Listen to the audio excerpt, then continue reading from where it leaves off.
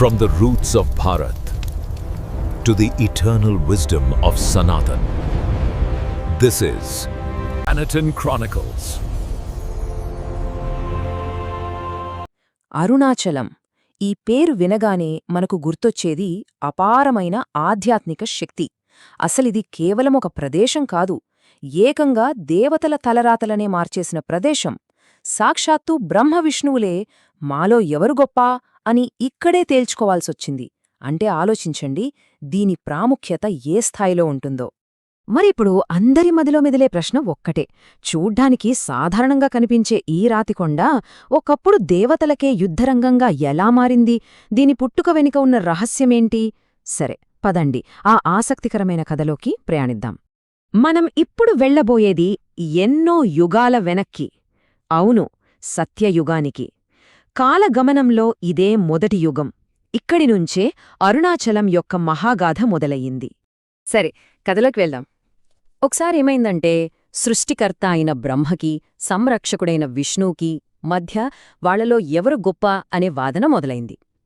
బ్రహ్మేమో అసలీ ప్రపంచాన్నే సృష్టించింది నేను లేకపోతే జీవమే లేదు, కాబట్టి నేనే గొప్ప అన్నాడు. దానికి విష్ణువు, నువ్వు సృష్టించడం గొప్పే కావచ్చు, కాని దాన్ని నిలబెట్టేది నేను లేకపోతే సృష్టి ఒక్క క్షణంగూడా ఉండదు, కాబట్టి నేనే గొప్ప అని వాదించాడు. వాళ్ళిద్దరి వాదన అలా అలా పెరుగుతూ తీవ్రస్థాయికి చేరింది. అది చూసి ఇక విశ్వానికే ప్రమాదం తప్పదని భావించిన పరమేశ్వరుడు వాళ్ల అహంకారాన్ని అణచటానికి రంగంలోకి దిగాడు. వాళ్ళిద్దరి మధ్యలో ఆకాశమంత ఎత్తున అంతంలేని ఒక మహా అగ్నిస్తంభంలా, అంటే అగ్నిలింగం రూపంలో ప్రత్యక్షమయ్యాడు. అప్పుడు శివుడు వాళ్ళిద్దరి ముందు ఒకే ఒక్క షరతు పెట్టాడు. మీ ఇద్దర్లో ఎవరు ఈ అగ్నిస్తంభం యొక్క మొదలునిగాని చివరనిగాని కనుక్కుంటారో వాళ్లే ఈ విశ్వంలో గొప్ప అని ఒక సవాలు విసిరాడు.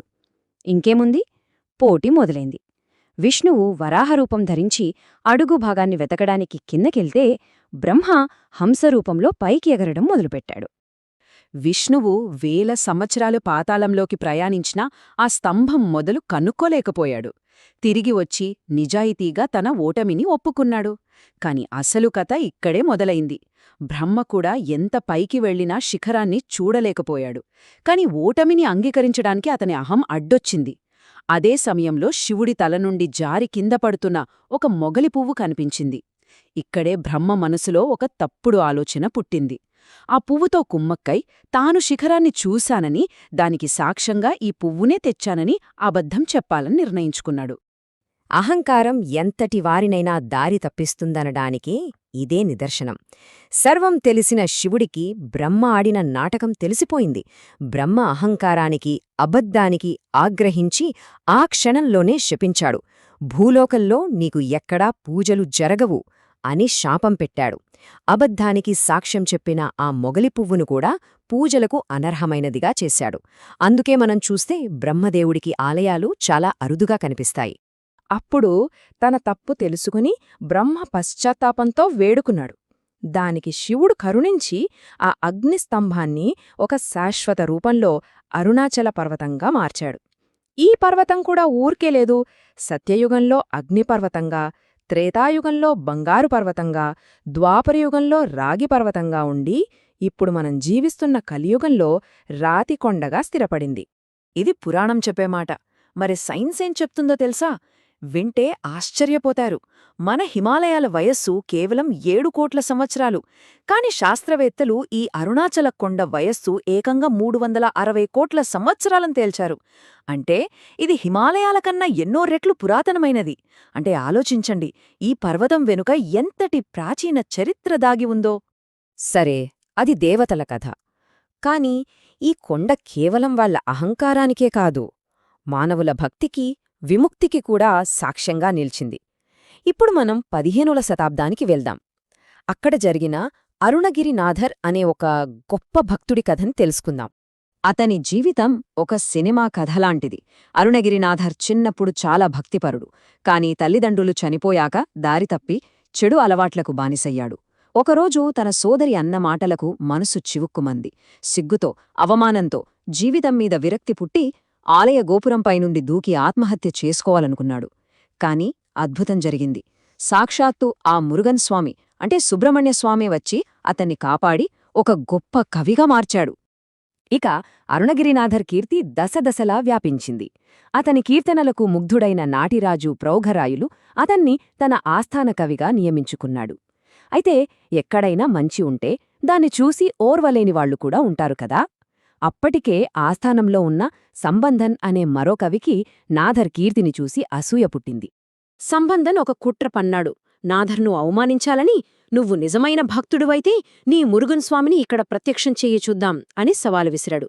నాథర్ భక్తితో పాడగానే ఒక స్తంభం నుండి మురుగన్ స్వామి ప్రత్యక్షమయ్యాడు. కాని ఆ దివ్యమైన కాంతిని తట్టుకోలేక పాపం రాజు తన కంటిచూపును కోల్పోయాడు.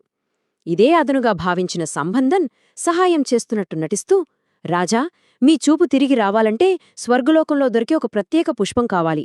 ఆ పని మన అరుణగిరి నాథర్ మాత్రమే చేయగలడు అని చెప్పాడు. అసలతని ప్లాన్ వేరే ఉంది. నాథర్ను ఎలాగైనా వదిలించుకోవాలి. ఇక్కడి నుండి కథ ఇంకా ఆసక్తికరంగా మారుతుంది.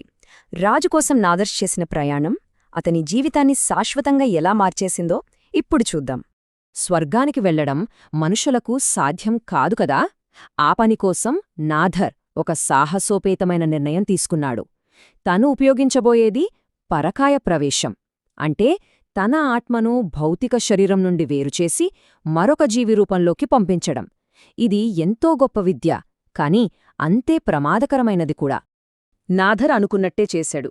తన శరీరాన్ని ఆలయగోపురంలో జాగ్రత్తగా దాచిపెట్టి ఒక చిలుక ఆత్మలో ప్రవేశించి స్వర్గానికి ఎగిరిపోయాడు. కాని అతను తిరిగి వచ్చేలోపే ఇక్కడ జరగరాని ఘోరం జరిగిపోయింది. దుర్మార్గుడైన సంబంధన్ నాథర్ శరీరం ఎక్కడుందో కనిపెట్టి దాన్ని దహనం చేసేశాడు. నాథర్ ఆ పుష్పంతో తిరిగివచ్చి రాజుకి చూపు తెప్పించాడు. కాని తన సొంత శరీరంలోకి తిరిగి వెళ్లడానికి చూస్తే అది బూడిదైపోయింది. తాను శాశ్వతంగా ఈ చిలుక రూపంలోనే చిక్కుకుపోయానని గ్రహించి నిశ్చేష్టుడయ్యాడు.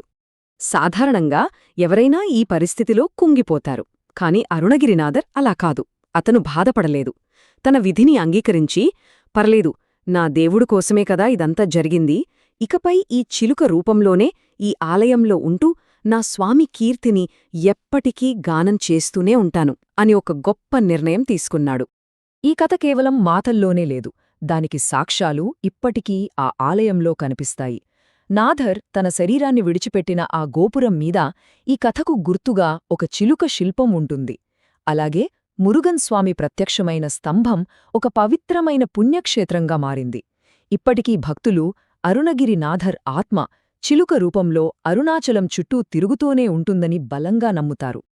చూశారుగా, ఒకటి దేవతల అహంకారం, మరొకటి మనిషి యొక్క అచంచలమైన భక్తి.